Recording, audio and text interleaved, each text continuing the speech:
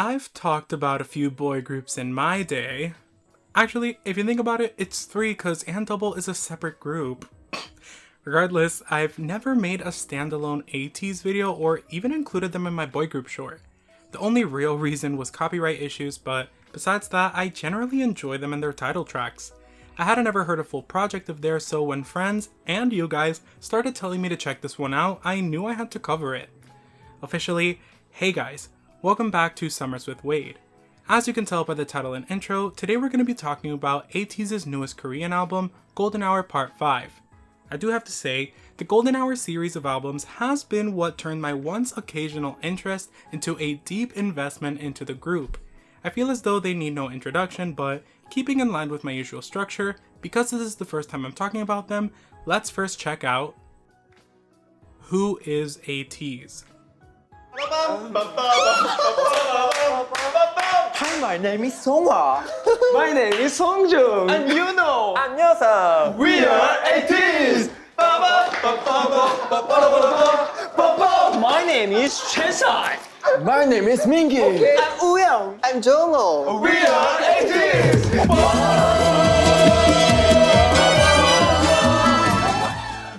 Debuting in 2018 under KQ Entertainment, ATEEZ consists of 8 members: Hongjoong, Seonghwa, Yunho, Yeosang, San, Mingi, Wooyoung, and Jongho. Long before they were selling out arenas around the world, the group built their reputation through explosive live performances and intricate storytelling. Even as rookies, they quickly earned a reputation as one of K-pop's strongest stage acts, with many fans and critics praising their theatrical concepts and synchronized choreography. Musically, ATEEZ have never been a group that's easy to box into one genre, which personally is what drew me to them. Throughout their career, they've explored everything from explosive EDM and hip-hop to rock, orchestral arrangements, emotional ballads, and, for today, a more Latin-inspired flavor. While their title tracks are often described as loud and packed with energy, their B-sides reveal a different side of the group, showcasing rich vocal harmonies and a surprising amount of versatility, which, if you've seen my dramatic boy group video, is no surprise I've stuck around with them. Beyond the music itself, from what I found online, ATEEZ are also known for the expansive universe woven throughout their albums. Their releases are connected by an ongoing narrative filled with alternative realities, rebellion, freedom, and self-discovery, rewarding longtime fans while still allowing newcomers to enjoy each comeback on its own. I definitely fall into the latter camp since I know absolutely nothing about their lore. It's a level of world building that has helped distinguish them from many of their peers, and I do appreciate it. Now, with Golden Hour Part 5, ATEEZ continue the series that has explored a brighter, more grounded side of the group compared to some of their earlier lore-heavy eras. Let's find out if this mini-album is in line with its title track's name, or is it a refreshing listen for the summer? Bad. We open the album with the title track, Bad, an intense, Latin-inspired dance track about a dangerous yet irresistible attraction to someone who completely consumes your thoughts. The song explores what it feels like to become so captivated by another person that all logic goes out the window, leaving you dizzy, impulsive, and completely under their spell.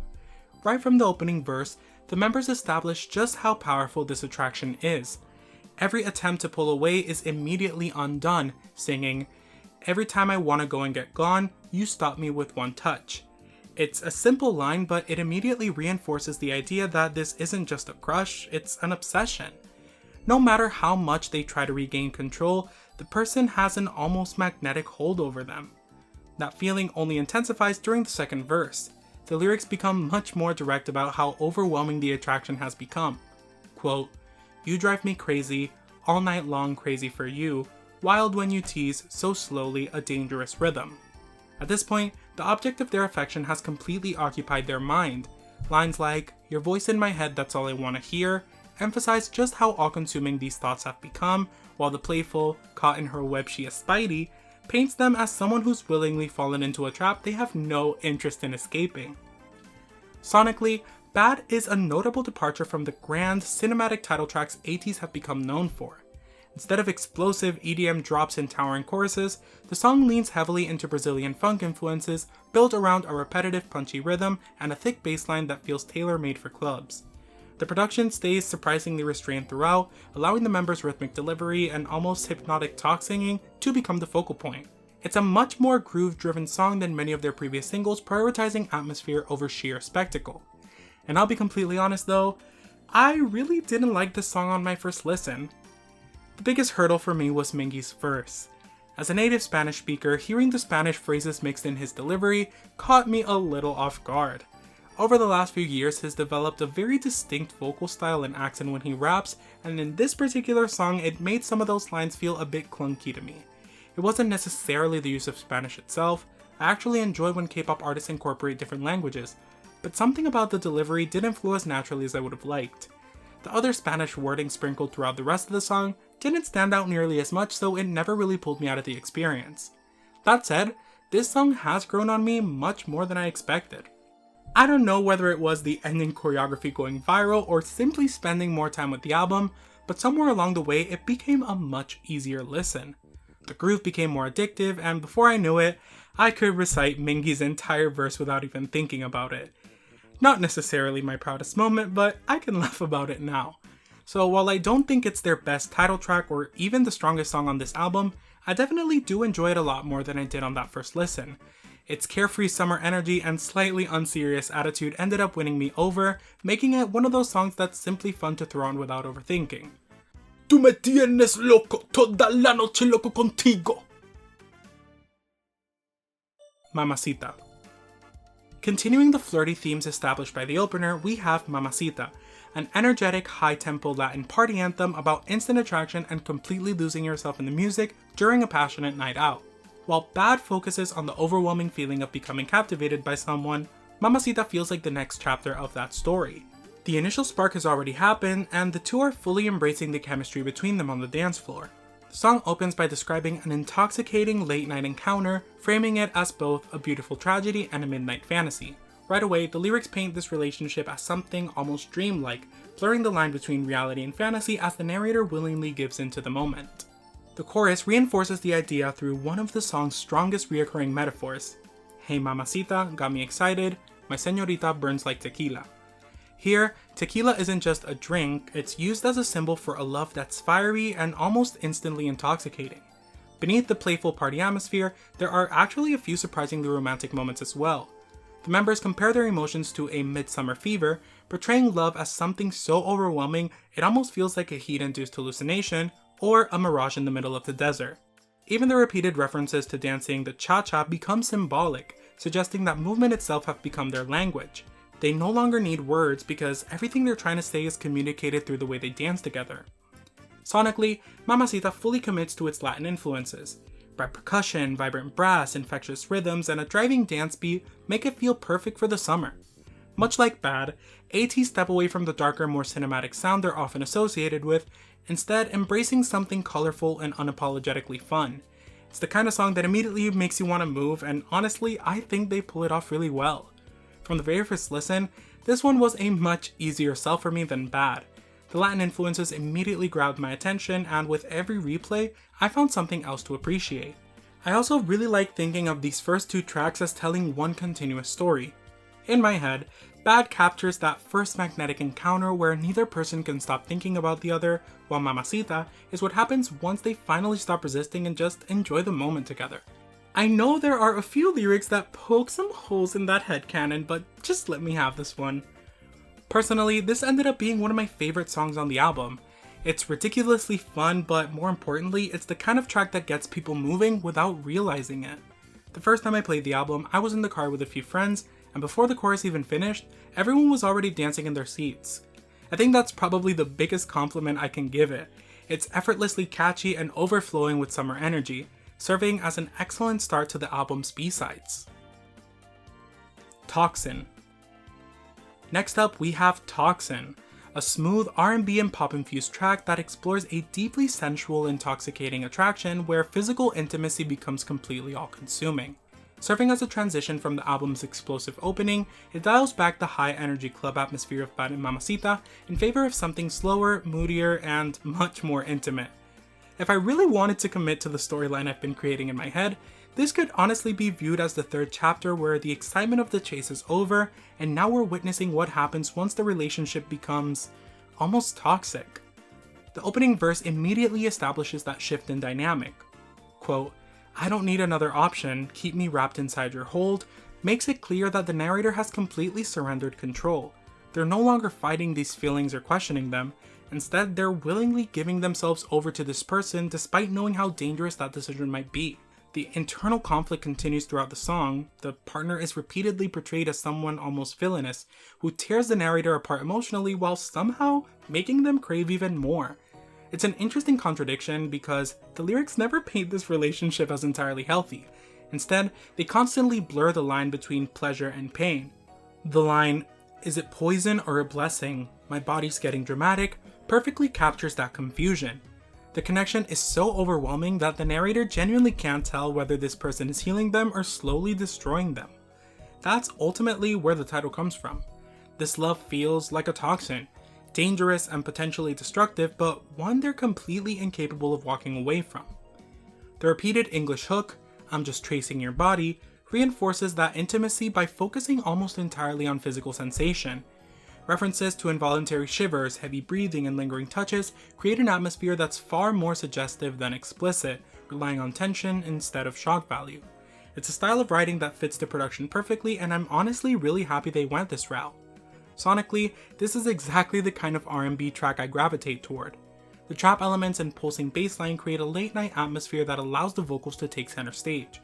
Rather than overpowering the listener with huge instrumental moments, the production stays surprisingly consistent, giving the members plenty of room to lean into soft falsettos and breathier vocal deliveries. It feels very smooth and elegant while simultaneously being effortlessly seductive. So it probably won't surprise anyone when I say this ended up being one of my favorites on the album.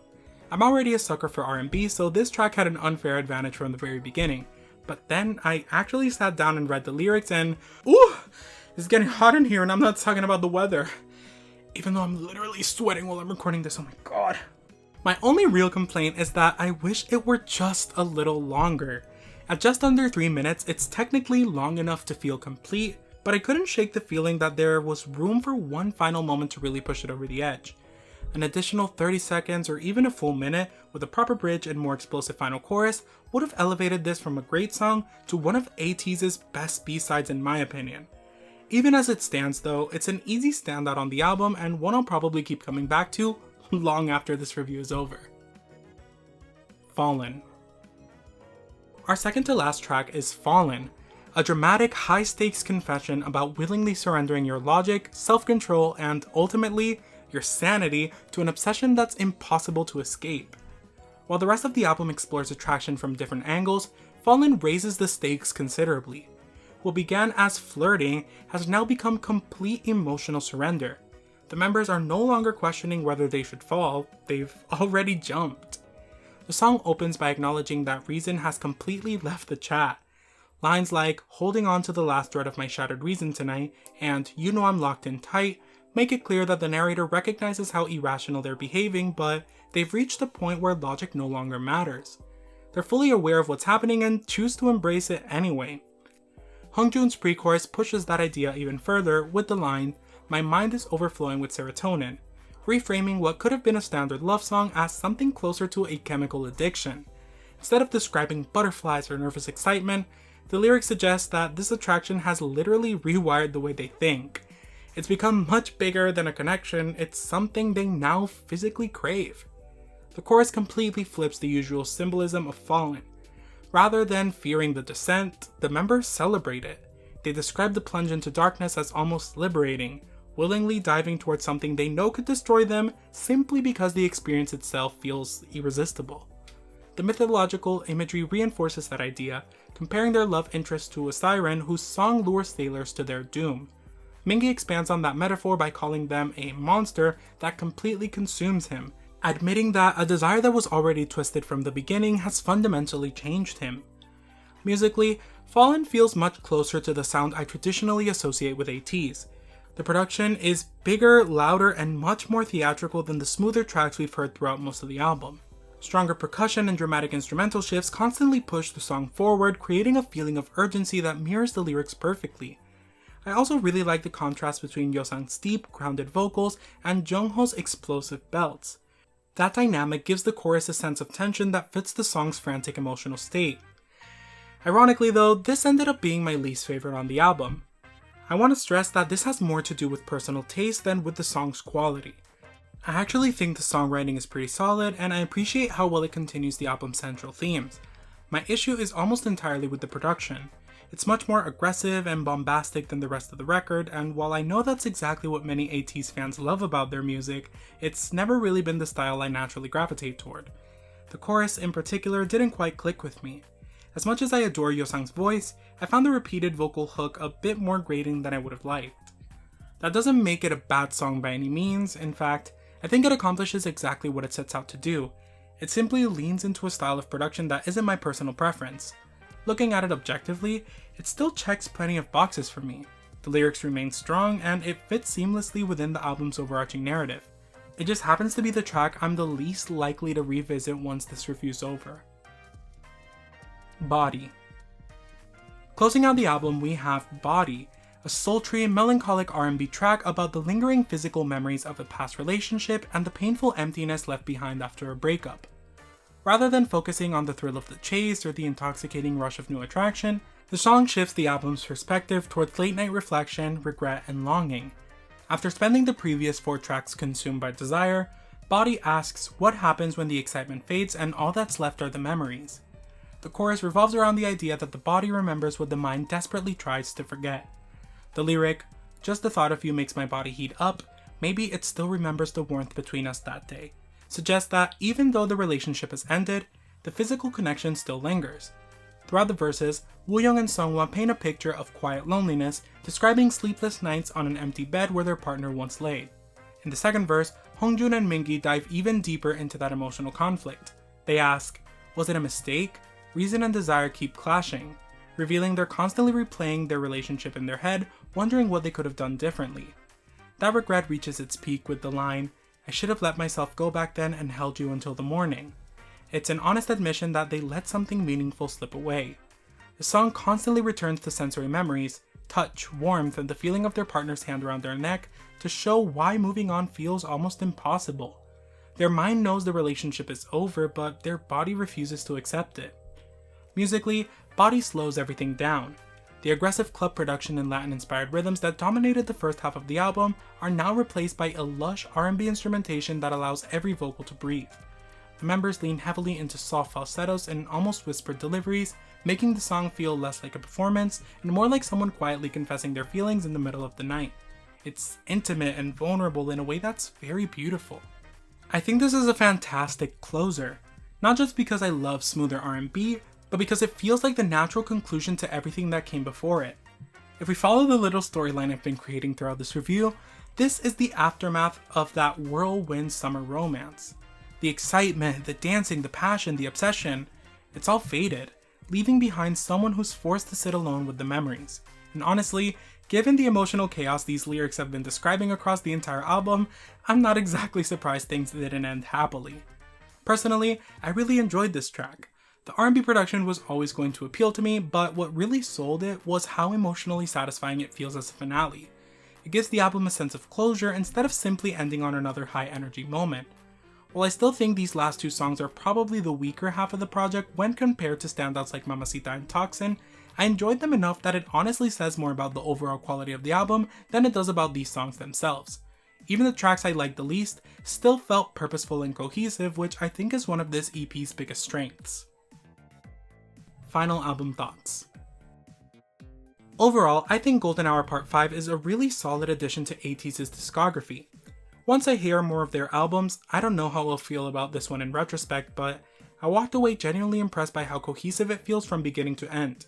Even though the songs move between Brazilian funk, Latin pop, dance music, R&B, and the group's signature explosive sound, none of it feels disjointed. Every track contributes to this overarching story of attraction, obsession, intimacy, and ultimately heartbreak. Whether or not that narrative was intentional, it's one I found myself naturally following from the first song all the way to the last. Something else I really appreciated was seeing ATEEZ experiment without completely abandoning what makes them recognizable. This EP takes a few risks, especially with its heavy Latin influences and more groove-oriented production. I know some people had mixed feelings about it, but for me, Bad and Mamacita bring a refreshing summer energy that I wasn't expecting from them, while songs like Toxin and Body remind me just how well this group can pull off smoother, more R&B focused material. Ironically, the song that sounded the most like the ATEEZ I already knew ended up being my least favorite. Like I said, Fallin is probably the weakest track for me, not because I think it's poorly made, but because that louder, more bombastic style has never really been my thing. On the other hand, Mamacita and especially Toxin perfectly align with my personal taste, and I can already tell they're gonna stay in my rotation long after this review goes up. If I had one criticism of the project, it's that I wish it gave a few of these songs more room to breathe. A couple of tracks, particularly Toxin, feel like they're just one bridge or one final chorus away from becoming something truly special, but that's honestly a minor complaint in the grand scheme of things. What this EP showed me more than anything was that ATEEZ can offer more than massive cinematic title tracks. There's a confidence in this album that comes from letting the groups breathe and allowing the members' personalities to shine through. It feels mature, cohesive, and to my surprise, quite replayable. So while Golden Hour Part 5 may be a departure from what I believed ATEEZ to be, it absolutely reinforced why they're one of the most exciting groups in K-pop right now. They're continuing to evolve, and it honestly makes me want to check out some of their previous releases. I love Lemon Drop, NASA, Adrenaline, In Your Fantasy, and many more of their singles, so maybe those albums might be up my alley. You guys let me know if you'd like me to retroactively cover them, and which ones you think I'd like more. Cause if this album is any indication of their quality, I'd say it's anything but bad.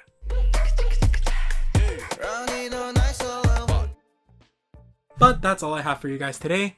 I'm really sorry for the spotty uploads and the lack of an ITZY project episode on Friday. I mentioned that on my community tab, but I wasn't really satisfied with how I initially developed the concept of the video, and I was stressing out to get it done before leaving to celebrate a friend's birthday. So ultimately, I decided to go back to the drawing board and redo it instead of pushing through because I really want that video in particular to be good.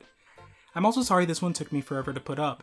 I've had most of this written for like almost 3 weeks at this point, but I kept pushing it, and then when I had the power outage last week delaying my cat's eye video, I chose to keep working on the ITZY one and pushed this one till today, and it was just a whole mess. I ended up finishing the script while at the Airbnb with my friends, so I guess it all ended up working out in the end. Hopefully this last month can go smoother than July did, but I won't hold my breath on that. So thank you guys so very much for watching. Remember to like, comment, share, and subscribe. Click that bell icon so you're notified every time I post a video. Tell me in the comments down below, what did you think of the album and what was your favorite track? I'm currently torn between Mamacita and Toxin, but I keep replaying Toxin more.